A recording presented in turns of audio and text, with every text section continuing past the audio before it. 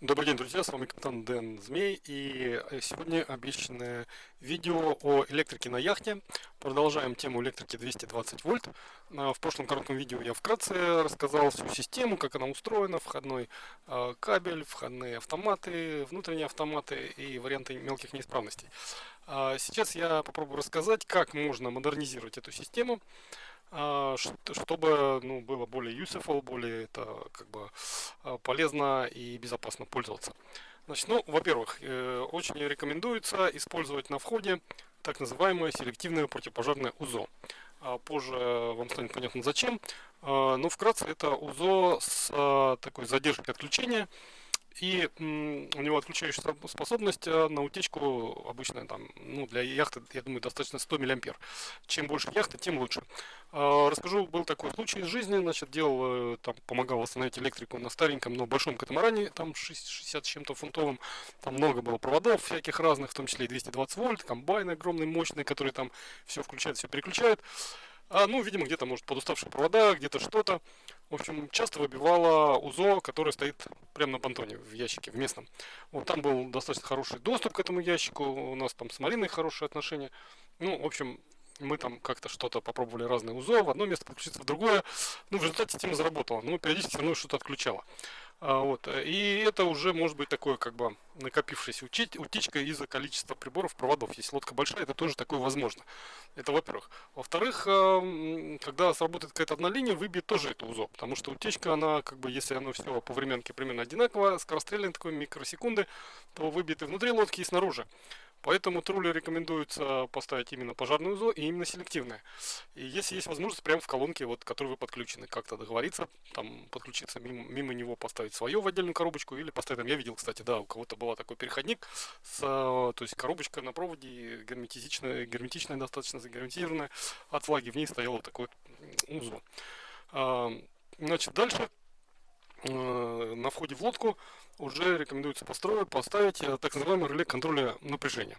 Оно защищает ну, все приборы и провода от чрезмерного напряжения, ну и от маленького тоже, в том числе от обрыва нуля, потому что при обрыве нуля может в некоторых случаях попасть напряжение со второй фазы или просто скакнуть там до 300 с лишним вольт в сети. И некоторые старые приборы к этому критичны, новые имеют как бы встроенную защиту, но вот совершенно недавно, там несколько месяцев назад, у нас в Марине тоже откуда-то были эти скачки по какой-то причине от сети городской, скажем так. И я слышал, что у кого-то что-то там подгорело на лодках.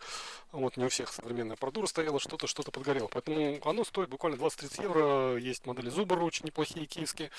Вот, они есть с индикацией, с контролем, то есть там видно, сколько у вас потребляет тока и какое напряжение в данный момент подается на лодку. Дальше.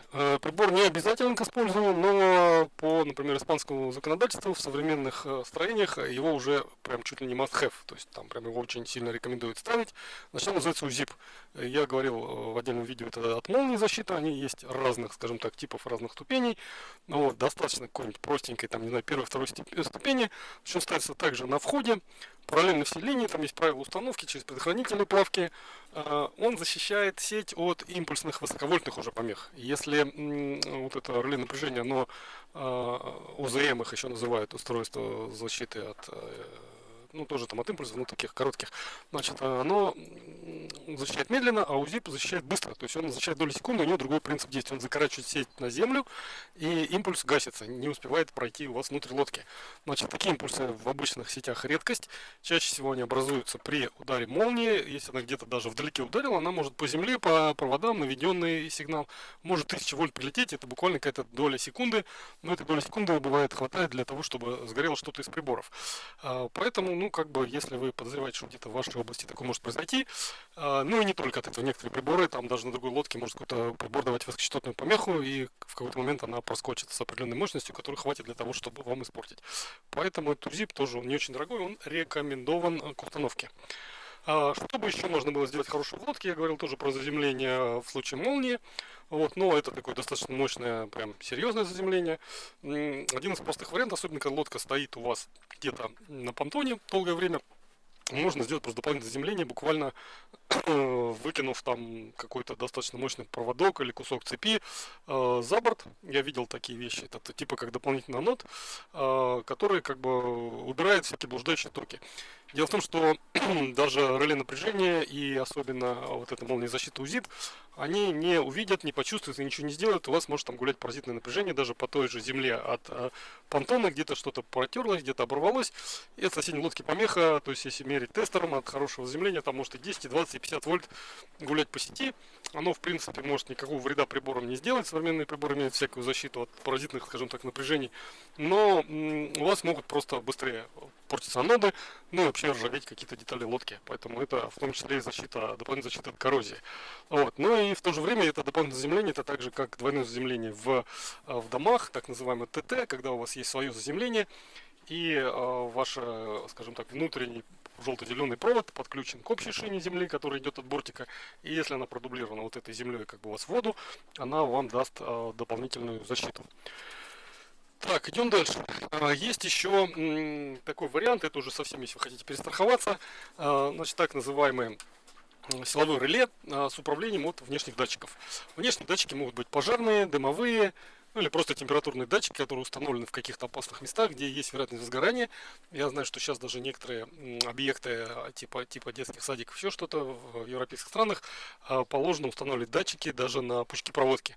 То есть если по какой-то причине что-то там начинает подгорать, уже температура начинает быть больше там 90-100 градусов, есть вероятность возгорания, значит эти датчики блокируют это реле и перестают подавать напряжение. Но это уже такая как перестраховочка, это хотите ставьте, хотите нет, но кто хочет перестраховаться, тоже не сильно дорого стоит, то есть если вы все остальное ставите, то можно и это добавить. Окей, все, в одну цепь мы организовали, дальше у нас идет внутренний щиток, то есть кабель от этого вот входа, от всего, что мы поставили, идет внутрь, и у нас там где-то, может быть, рядом с этим, бывает, что в некоторых катамаранах это в одном из задних рундуков тоже все стоит, большой щиток, а бывает, что он где-то в бенету, например, он за задней спинкой сиденья под панелью переключателей вот этих низковольтных, которые там весь свет, там все включают, навигацию и так далее.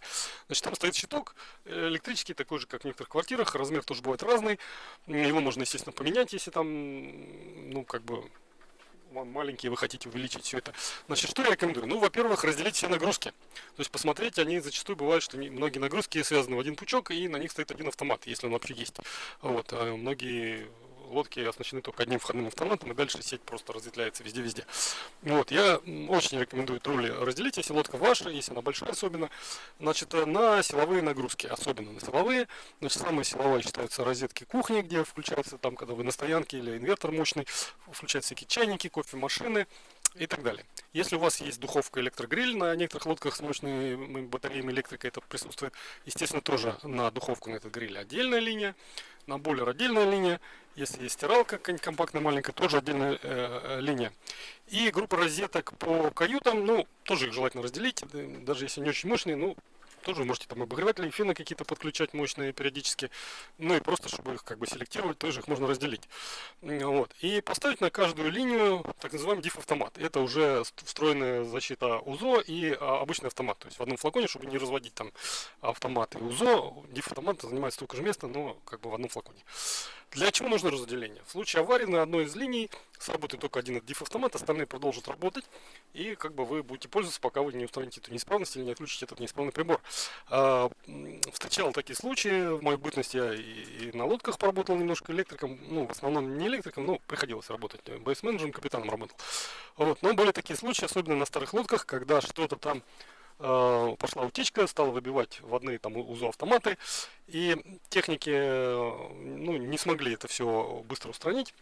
Значит, практически вся лодка была бесточна. В одном случае пол лодки. То есть розетки все погасли и там нашли где-то, там разомкнули проводок один, и вот часть лодки была бесточна. Вот, потом пришлось разбирать за панелями, что-то искать. То есть линии были объединены, была проблема в одной розеточке, там что-то пролили, что соленая вода попала, пошла утечка, она начала срабатывать. Но в результате пол лодки в одном случае и почти вся лодка в другом случае были обесточены. Если бы все было сделано, как я сказал, все линии были разделены, у вас одна группа розеток, предположим, одна каюта погасла бы. Вот, во-первых, было бы понятно более точно, где неисправность, куда лезть искать и не перелопачивать поллодки. Во-вторых, при этом случае у вас все остальное продолжало бы работать, и ну, остальные пассажиры пользовались электрикой, как обычно, а в той каюте, ну, не знаю, либо потерпели бы до ремонта, либо бросили то удлинитель от ближайшей другой розетки.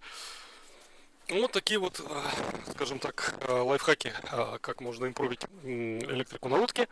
Пока я вам рассказал только про 220, позже будут другие видео про внутреннюю электрику, про питание приборов, про молниезащиту. С вами был капитан Дэн Змей. Не забывайте подписываться на канал и до новых встреч.